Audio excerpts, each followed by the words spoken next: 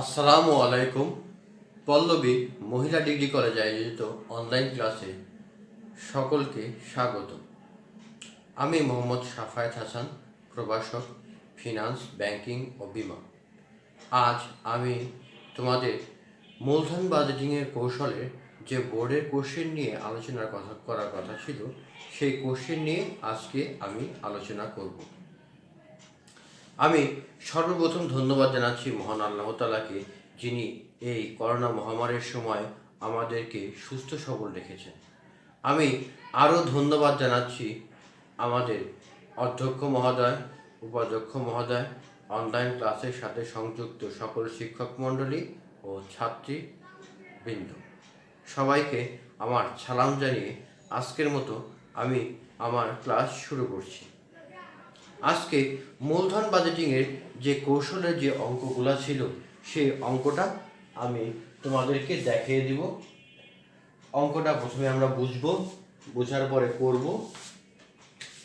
করার আগে আমরা অঙ্কটা বুঝি।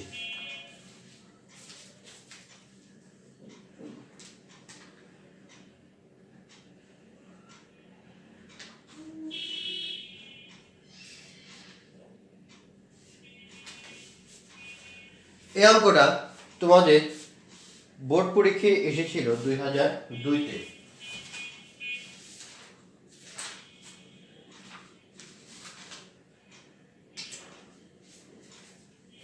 অঙ্কটা একটু দেখো। Two project have a life 5 years and depreciation will on straight line basis. The cost of capital is 15% and tax rate is 40%. The project cash outlay 2 lakhs টাকা, earning as follow. এখানে দুইটা প্রজেক্টে দেওয়া আছে, এ এবং বি। আমি তোমাদের এ যে প্রজেক্টটা আছে, এই প্রজেক্টের অঙ্কটা আমি করে দেব।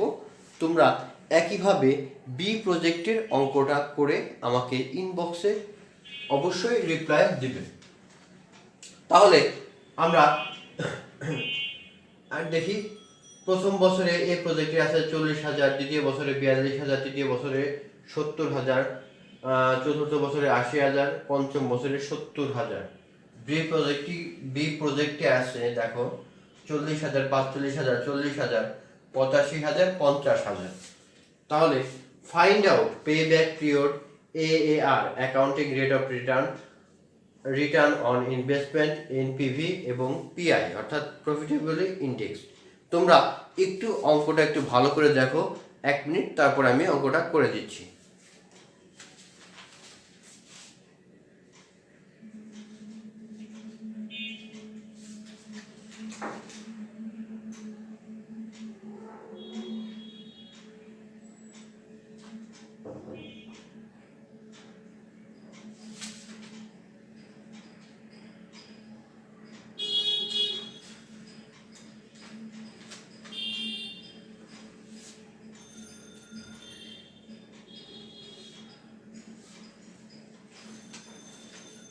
দেখো, এই অঙ্কটা করতে হলে প্রথমে আমাকে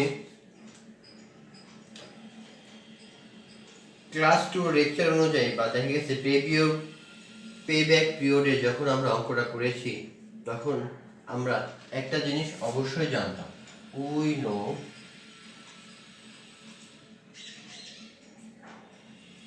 that annual depreciation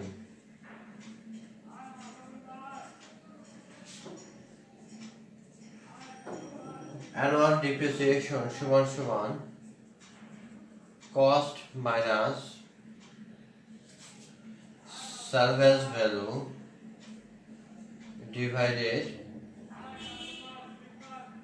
asset life. Cost আমাদের আছে দেখো 2,000 টাকা।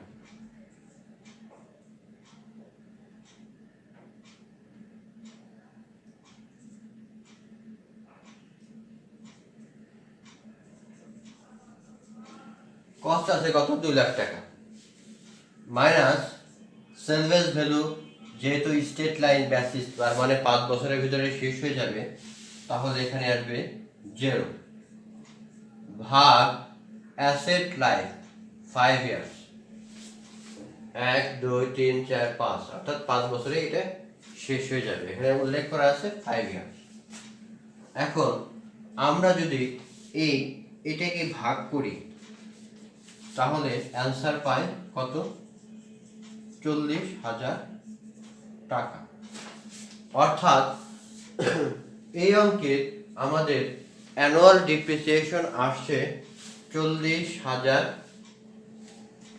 টাকা। তোমরা নিশ্চয়ই বুঝতে পেরেছো যে অ্যানুয়াল ডিপ্রিসিয়েশনটা কিভাবে আমি বের করলাম।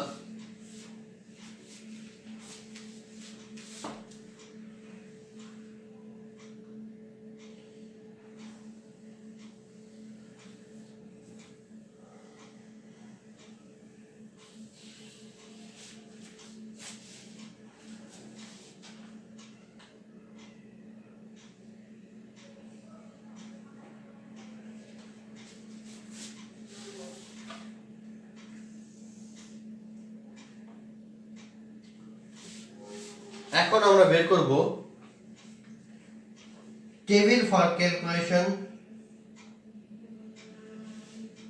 এনপিভি, অর্থাৎ যে প্রজেক্ট ভ্যালুটা আছে এই প্রজেক্ট ভ্যালুটার একটা পোর্টফোলিও এনপিভি টেবিল বা এনপিভি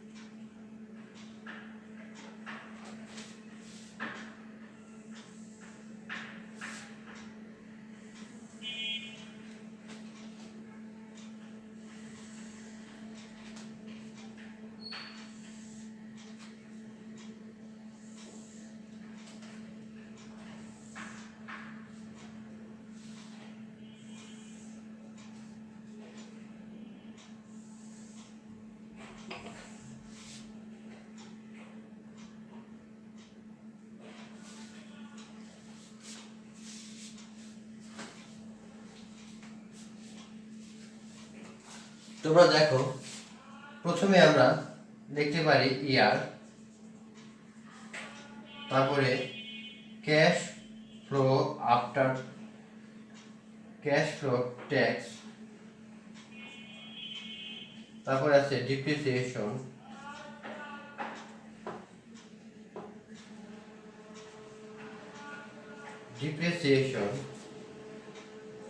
আর্নিং বিফোর ট্যাক্স, আমি সংক্ষেপে লিখতেছি, তারপরে আছে tax, EAT earning after tax, cash flow after tax,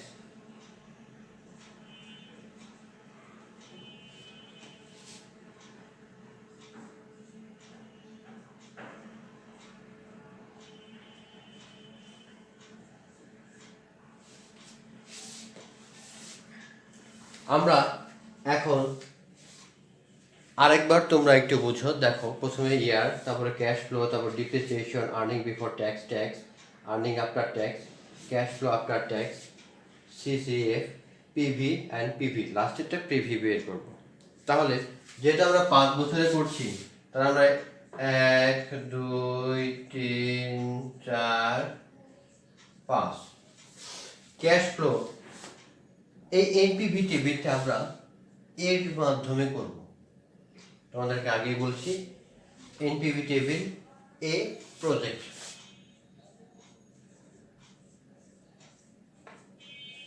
তো এই প্রজেক্টের দেখো, এই প্রজেক্টের প্রথমে দেওয়া আছে কত? ক্যাশ ফ্লো 40,000, দ্বিতীয় বছরে দেওয়া আছে 42,000, তৃতীয় বছরে 70,000, চতুর্থ বছরে 80,000, পঞ্চম বছরে আছে 70,000। ডিপ্রিসিয়েশন দেখো, ডিপ্রিসিয়েশন আমরা প্রথমবারে স্টেট লাইন ডিপ্রিসিয়েশন যেহেতু আমরা 40,000 টাকা পেয়েছিলাম, তার মানে প্রত্যেকটা ডিপ্রিসিয়েশনই হবে 40,000 টাকা করে।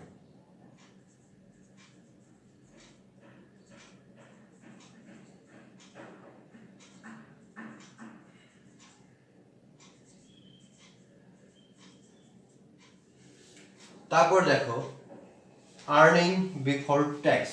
আর্নিং বিফোর ট্যাক্সটা তোমরা আগে জেনেছো, বের করার নিয়ম হলো এই সিএফ থেকে ডিপ্রিসিয়েশনটা যখন আমরা বাদ দিব, অর্থাৎ যদি আমি 1 2 3 4 5 6 7 8 9 10, অর্থাৎ 2 থেকে 3 বাদ দিলে সমান সমান আসবে কত?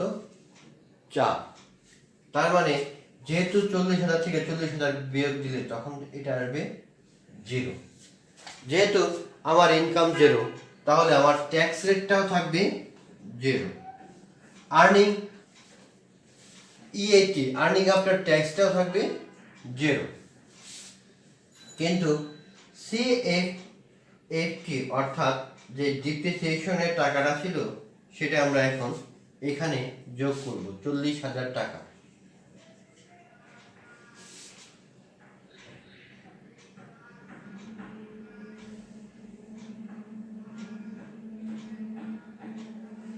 এই 40,000 টাকা থেকে তোমরা একটু দেখো,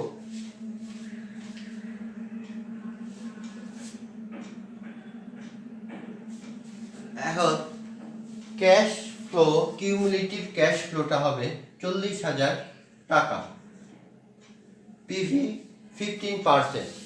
কিভাবে বের করতে হয় তোমাদের আগেও দেখিয়ে দিয়েছি। এই 15% বের করার পরে 870 বের করেছি।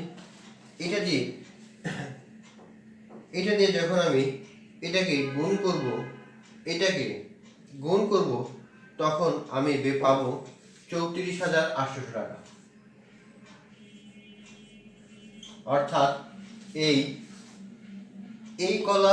কলাম গুণ করার পরে আমি পাবো এই কলামটা। বোঝা গেছে? খুব সহজে, খুব সুন্দরভাবে বোঝা গেল। দেখো দ্বিতীয় বছরে আর্নিং বিফোর ট্যাক্স, তার মানে এই ডিপ্রিসিয়েশন বাদ দেওয়ার পরে আমার এখানে থাকে কত? 2,000 টাকা। 2,000 টাকা ট্যাক্স রেটটা ছিল 40%, অর্থাৎ 40%। তাহলে এই 2,000 টাকার 40% ট্যাক্স রেট আসে আমার 800 টাকা। আর্নিং আফটার ট্যাক্স অর্থাৎ 1200 টাকা। 2,000 থেকে 800 বাদ দিলে থাকে আর্নিং আফটার ট্যাক্স, সেটা 1200 টাকা। এখন এই 1200 প্লাস 40,000 যোগ করলে পাই 41200। কিউমুলেটিভ ক্যাশ ফ্লো অর্থাৎ এটার সাথে এটা যোগ করলে, এটার সাথে এটা যোগ করে যা পাবো তা আমি এখানে নামাবো। তার মানে এখানে আমার 81,200 টাকা। এটা মানটা কিভাবে বের করতে হয় সেটা তোমাদের আমি আগেও বলে দিয়েছি। এখন এই টাকার যখন আমি এটা দিয়ে এটা গুণ করব, তখন গুণ করার পরে এনপিভি বের হবে 31,147 টাকা। 3 নাম্বার দেখো 70,000 টাকা। 70,000 টাকা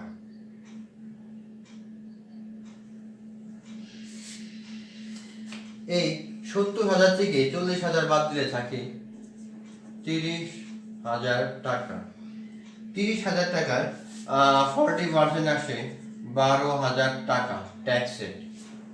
অর্থাৎ 12,000 টাকা বাদ দেওয়ার পরে থাকে হলো 18,000 টাকা। তাহলে কিউমুলেটিভ ক্যাশ ফ্লো আসবে এই 40 আর 18, তার মানে হলো 58,000 টাকা, অর্থাৎ 58,000 টাকা। এই 81,000 টাকার সাথে 58,000 টাকা যখন আমি যোগ করব তখন আমার আসবে 1,29,200 টাকা। এই 15% তৃতীয় বছরে এসে পিভি প্রেজেন্ট ভ্যালু অ্যানুইটি যেটা আসবে সেটা হলো 658। এটার সাথে এটা গুণ করলে আমরা পাই 38164। আবার তোমরা একটু দেখো,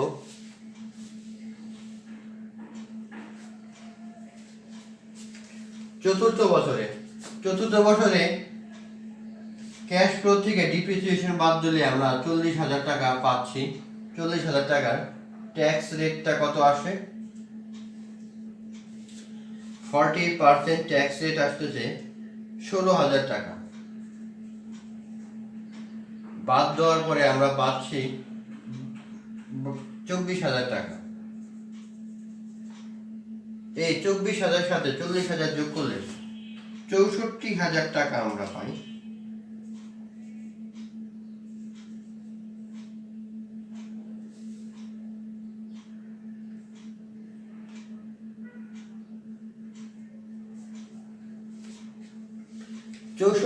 টাকার সাথে এটা যোগ করলে আমরা 2,03,200 টাকা। আর এটার আমরা চতুর্থ বছরে এসে 572 এটার সাথে এটা গুণ করার পরে পাই 36,608। পঞ্চম বছরে এসে ইবিটি অর্থাৎ আর্নিং বিফোর ট্যাক্স এটা আসে 30,000 টাকা। ট্যাক্স রেট 12,000 টাকা। এটা আসে 18,000 টাকা। তারপরে আছে 18,000 টাকা সিএফএটি অর্থাৎ ক্যাশ ফ্লোটা আসে 58,000 টাকা। এই 2 লক্ষ সাথে 58,000 যোগ করার পরে আমরা পাচ্ছি 2,61,000 টাকা।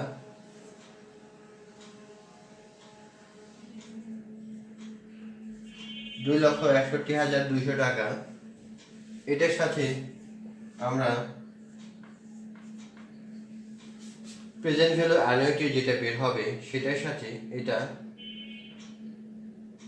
এটা গুণ করার পরে আমরা পাবো 28,826 টাকা। এখন এখান থেকে আমার দুইটা জিনিস অবশ্যই লাগবে। ইএটি আর্নিং আফটার ট্যাক্স এর টোটাল কত আসলো? আর্নিং আফটার ট্যাক্স এখানে এসেছে 61,200 টাকা। আর টোটাল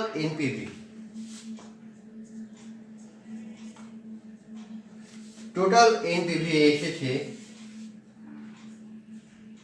1,69,554 টাকা। তাহলে খুব সহজেই আমরা এই এনপিভি টেবিল প্রজেক্ট এটা করে ফেললাম। তোমরা একটু ভালো করে দেখো।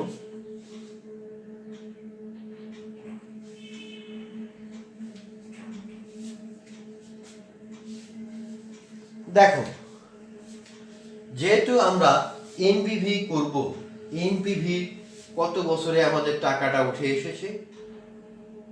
চতুর্থ বছরে টাকাটা আমার বেশি হয়ে গেছে 2 লাখ টাকার উপরে।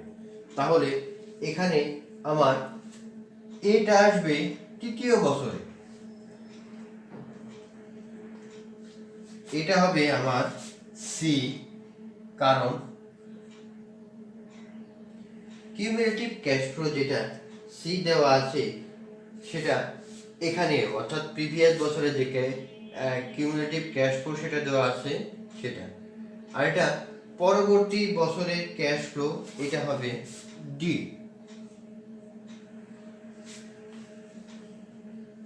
এটা ডি, এ, সি, ডি। এ, সি, ডি যখন আমরা পেয়ে গেলাম তখন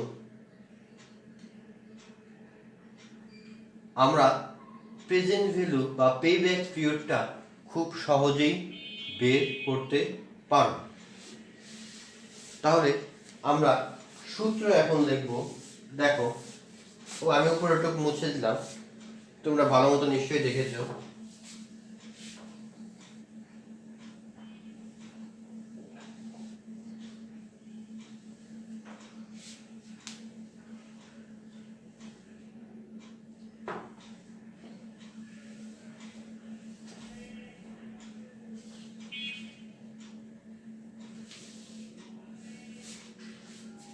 প্রথমে দেখো, পিবিপি পেব্যাক পিরিয়ডে আমরা সূত্র জানতাম এ প্লাস এন সি ও minus C divided by D.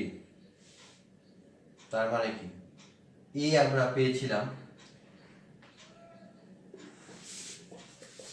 পেয়েছিলাম 3, আমরা 3 জায়গায় পেয়েছিলাম এন সি ও 2 লক্ষ টাকা,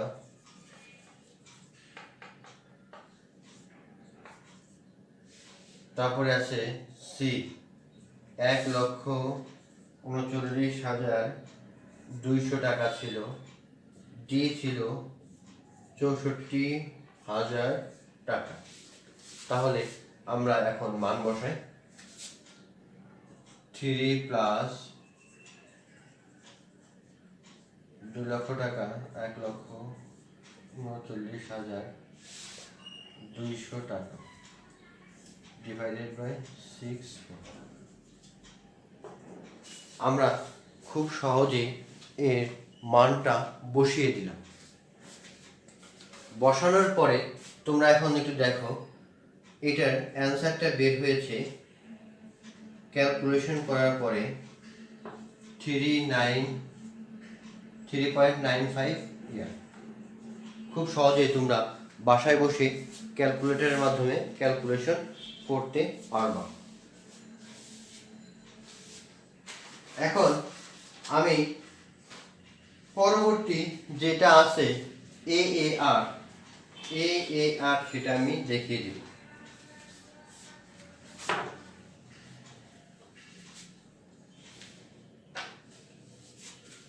2 নাম্বার,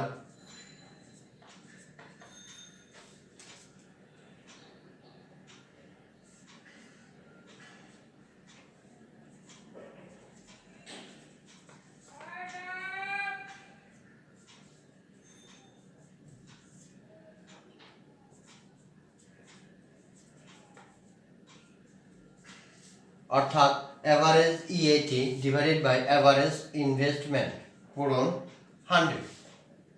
এখন অ্যাভারেজ ইএটি, আমাদের টোটাল ইএটি ছিল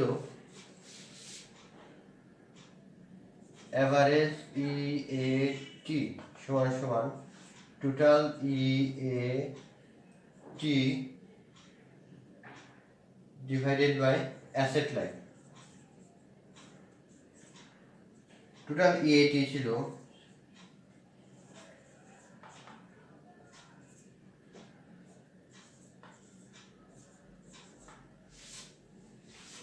আবার অ্যাভারেজ ইনভেস্টমেন্ট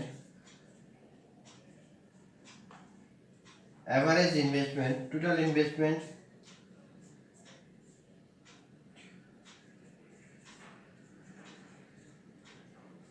ডিভাইডেড বাই 2, অর্থাৎ 2 লক্ষ টাকা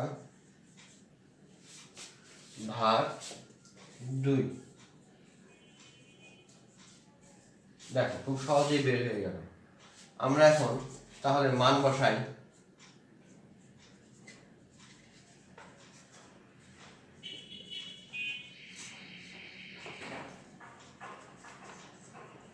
এটা আমরা ক্যালকুলেশনের মাধ্যমে করতে পারি।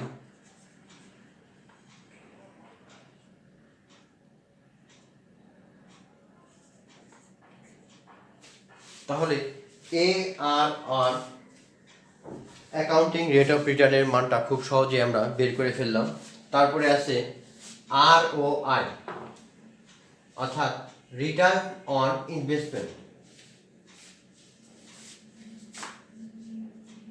আর O I, return on investment.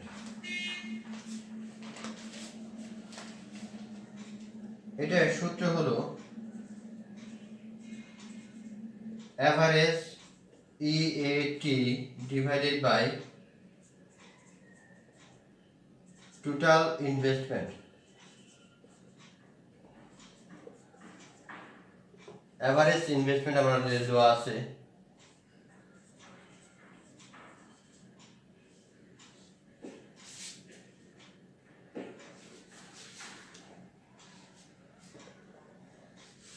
Average investment দেওয়া আছে 12,240 টাকা, 12,240 টাকা। তারপর দেখো টোটাল ইনভেস্টমেন্ট দেওয়া আছে 2 লক্ষ টাকা, পূরণ 100। এটা ক্যালকুলেশন করার পরে আমরা পাই 6.12%। খুব সহজে আর ও আর বের করে ফেললাম। আমরা এখন এনপিভি বের করব।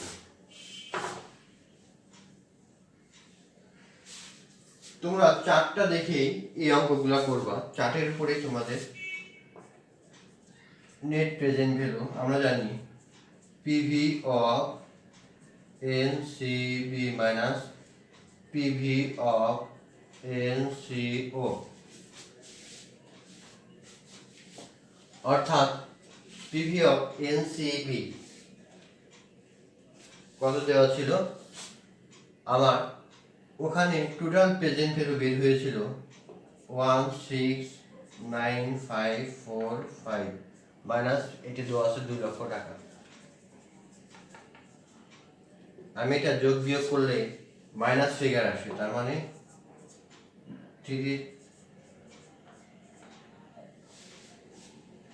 অর্থাৎ প্রজেক্টে আমার নেগেটিভ ফিগার, অর্থাৎ এনপিভি নেগেটিভ চলে আসে। যদি আমি ক্লাসে বলেছে যদি এনপিভি নেগেটিভ আসে তাহলে আমরা ওই প্রজেক্ট গ্রহণ করব না। তাহলে তোমরা কিন্তু ডিসিশনটা কিন্তু খুব সহজেই জানতে পারলাম। এখন এনপিভির পরে দেখো PI, profitable index.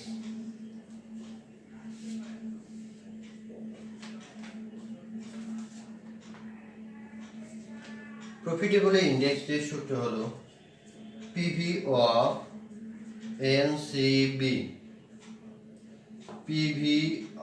PV of NCO পূরণ 100।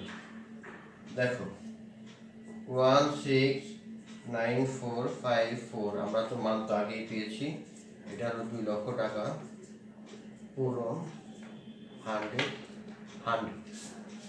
তাহলে আমরা এটার সমাধানটাও নিশ্চয়ই পারবো।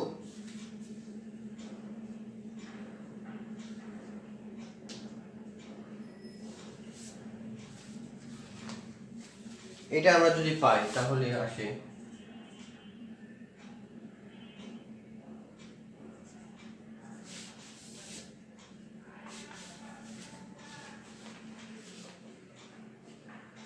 দেখো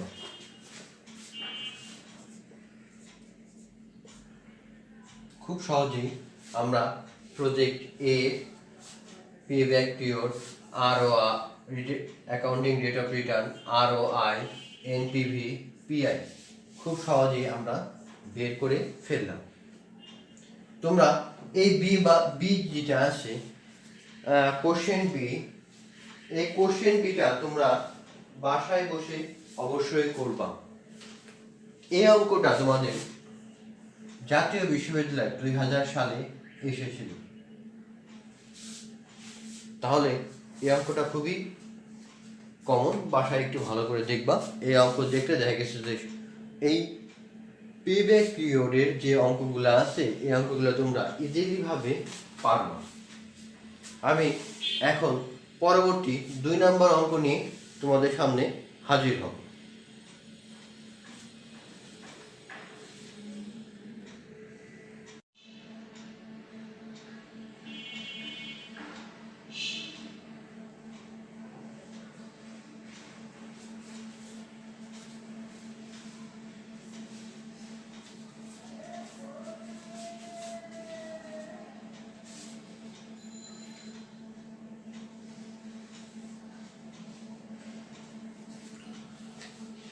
প্রিয় শিক্ষার্থীবৃন্দ, এই অঙ্কটা 2004 সালে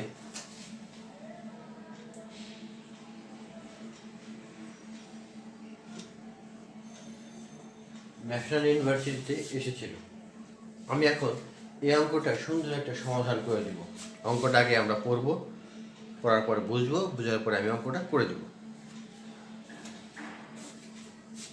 দেখো, an investment is required to 5 lakh টাকা ক্যাশ ফ্লো। আর প্রথম বছর দেখো 2 লক্ষ টাকা, 2.5 লক্ষ টাকা, 1.5 লক্ষ টাকা, 1,90,000 টাকা। Opportunity cost of fund is 13%, sorry 13.5%. Calculate NPV and IRR. আমাদের এখন এনপিভি এবং আইআরআর বের করতে হবে।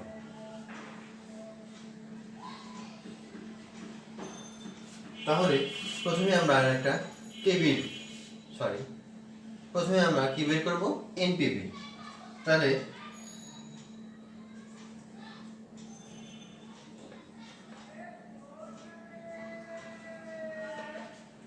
ক্যালকুলেট ফর এনপিভি, অর্থাৎ এনপিভি বের করার সূত্রটা আমরা দেব। যেহেতু 4 বছর আছে, তাহলে আমরা 4টা ঘর কাটবো।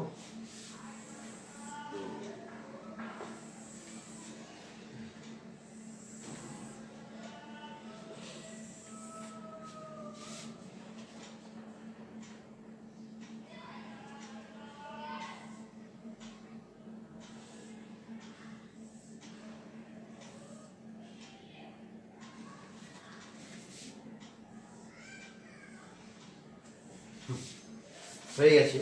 প্রথম বছরে আমাদের আছে ইয়ার 1, 2, 3, 4, অর্থাৎ 4 বছর 4টা। তারপর আছে ক্যাশ ফ্লো।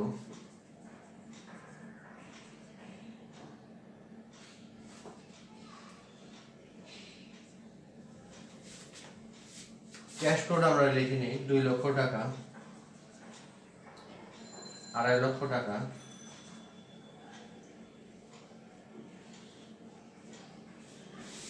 1,15,000 টাকা, 1,19,000 টাকা।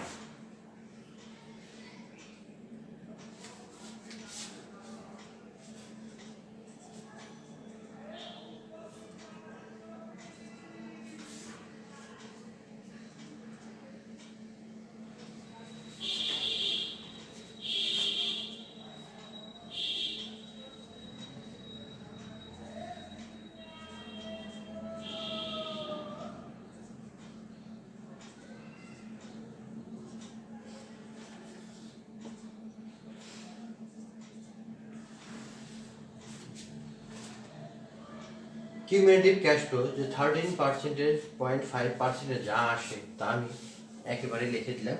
এখন আমরা এটা লিখে নিই।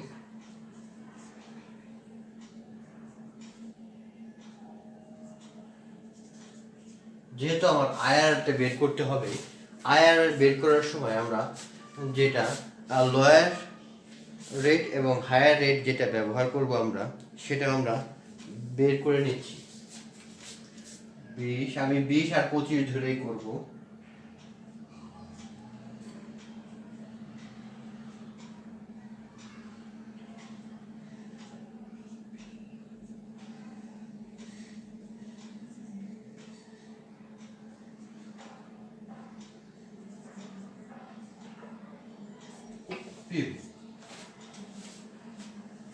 দেখো, ক্যাশ ফ্লো যেটা আসবে সেটা আমরা এটা দিয়ে এটা গুণ করার পরে যা পাবো তা হলো 1,762,000 194102600।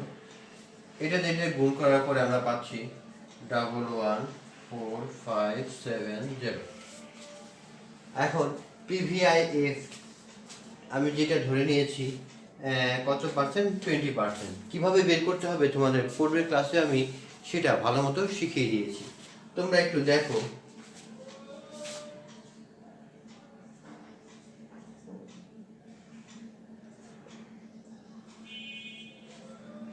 আমি আলাদা মান বের করে নিয়েছি।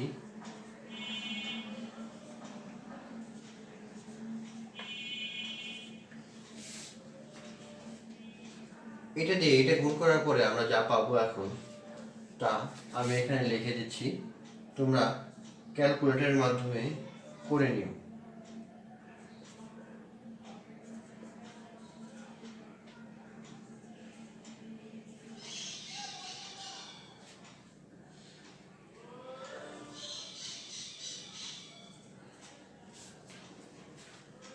আবার 25%-এরও যেটা বের হয় সেটাও আমি আগে বের করে রেখেছিলাম।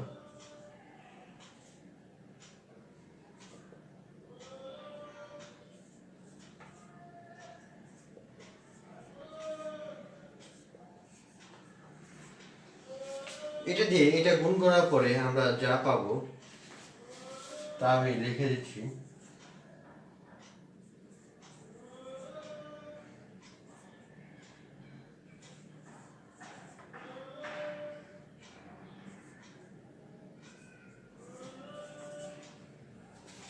তো আমরা এখন পুরা টেবিলটা পেয়ে গেলাম।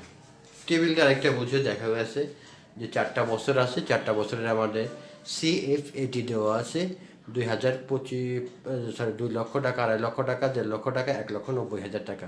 সেটা আমরা যে 13.5%-এর যে পয়েন্টের হারটা ছিল সেটাতে আমি যখন বের করেছি তখন দেখো পুরো মানটাই আমি দিয়েছি। তখন এইটার সাথে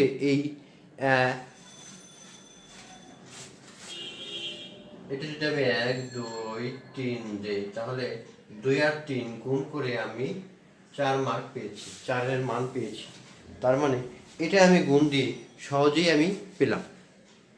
পাওয়ার পরে আবার দেখো 20%-এর আমি বের করেছি পিভি এবং 25%-এরও পিভি বের করেছি। এখন আমাদের এই 3টা পিভির যোগফল আমাদের লাগবে। প্রথমে দেখো 587370 51853047470।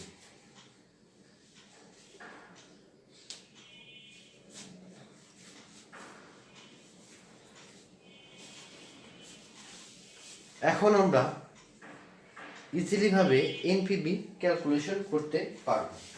আমি এখন এনপিভি ক্যালকুলেশন করার যে সূত্রটা আছে সেই সূত্রটা এখন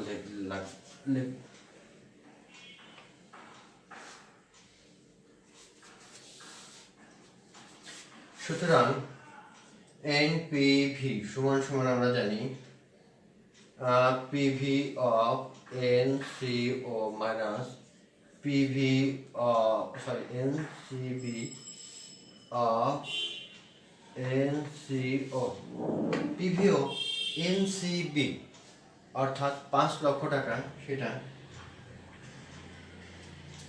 PV of NCO 5 লক্ষ টাকা আর NCB যেটা বের হয়েছে 5,87,370 টাকা মাইনাস 5 লক্ষ। এটা বিয়োগ করলে আমরা পাই 87370, অর্থাৎ মানটা আমার পজিটিভ এসেছে। আমরা জানি যদি এনপিভির মান পজিটিভ আসে তাহলে আমরা এই প্রজেক্টটা গ্রহণ করব, অবশ্যই এই প্রজেক্টটা প্রফিটেবল প্রজেক্ট। এখন আমরা দেখব IRR। IRR এর মানটা কত?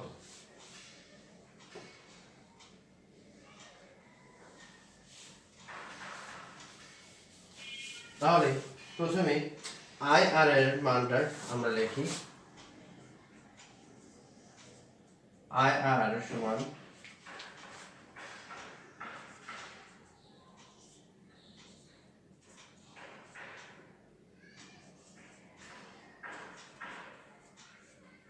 এখন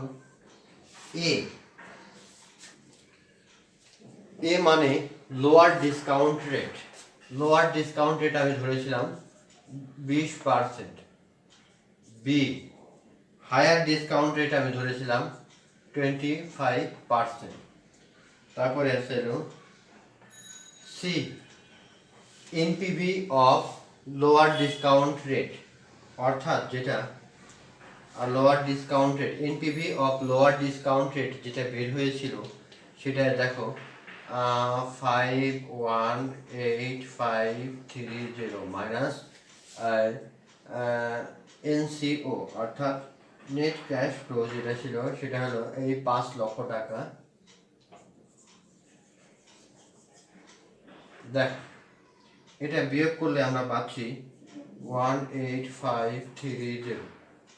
আবার আছে ডি। ডি হলো 4,74,700 মাইনাস 5 লক্ষ। এটা বিয়োগ করলে আমরা পাই মাইনাস ফিগার -2530, অর্থাৎ 25,300 টাকা আমার ডিতে মাইনাস ফিগার চলে আসে।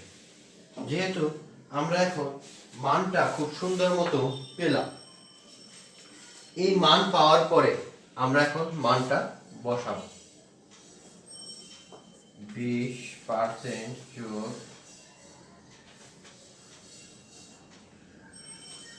18530 মাইনাস, এটা সূত্রের মাইনাস, আবার আছে কত -2530 পুরো বির মান 25% মাইনাস 20%। এখন আমরা ক্যালকুলেটরের মাধ্যমে সমাধান খুব সহজেই করতে পারি। এটার মাইনাসে মাইনাসে প্লাস হয়ে যায়, অর্থাৎ প্লাস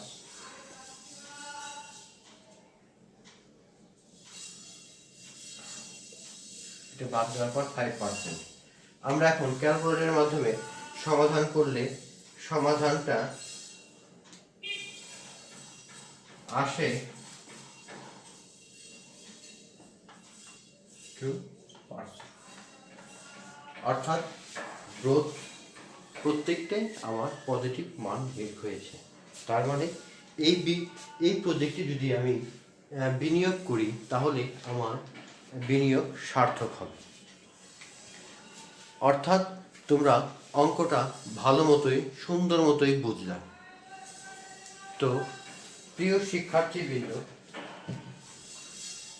আজকের মতোই আমি আমার ক্লাস এখানে শেষ করছি।